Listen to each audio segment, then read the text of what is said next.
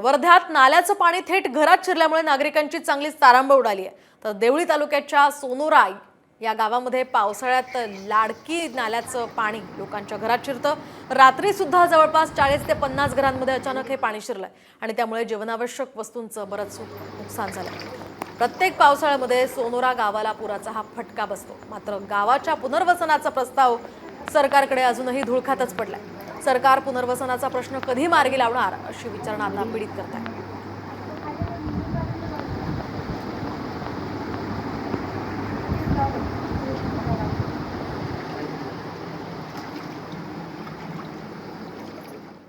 आता वर्ध्यातनं जाऊयात पुण्यामध्ये। यंदाच्या ऑगस्टमध्ये पुण्यात 10 वर्षातील सर्वाधिक पावसाची नोंद झाल्याचं कळतंय। तर पावसाळी हंगामात सलग तिसऱ्या महिन्यामध्ये पुणे शहरात सरासरीपेक्षा दुप्पट पावसाची नोंद झाली आहे। ऑगस्ट महिन्यामध्ये पुणे शहरात 279 मिलीमीटर इतका पाऊस पडलाय।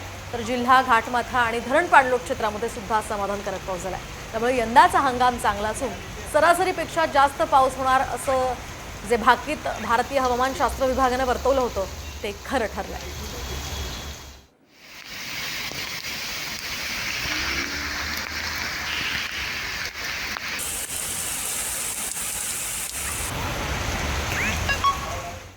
तर या सगळ्या पावसाच्या बातम्यांनंतर आता मुंबईकरांसाठी एक महत्त्वाची बातमी आहे। आज रेल्वेच्या मध्य आणि हार्बर मार्गावर मेगा ब्लॉक असेल।